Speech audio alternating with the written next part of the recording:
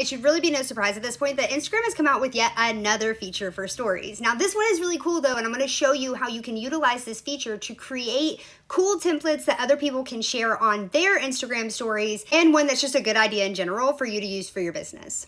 First, you're going to open up Instagram stories and you're going to take a random picture. Don't worry, this isn't going to be shown anywhere on the template, but this is my quesadilla from Barbaritos. Then you're going to open up the Instagram story features. That's the one with the little smiley face, and you'll see at the top here it says add yours templates. You're going to click on that. From here, you're going to want to hit the next button in the top right hand corner, and then you're going to go back to the Instagram story features button with the little smiley face. Scroll down and find the photo button where you can upload photos. At this point, your template should already be made in Canva or wherever you like to create, and then you're going to hit the pin button that looks like a thumbtack at the top. Once you hit that pin icon, you then can hold your finger down on the picture, and once you've done it correctly, it will pop up with this that says that it is pinned and it will be added to the template. Now we get to the fun part where we get to customize our own. So I'm going to go and add some photos of my teammates for the 2023 work superlatives and add those into each block. So remember that because I'm adding these photos, I'm not actually pinning them. I'm not hitting the pin button at the top and securing them to the template. So these photos won't be included in the template so that other people can use it.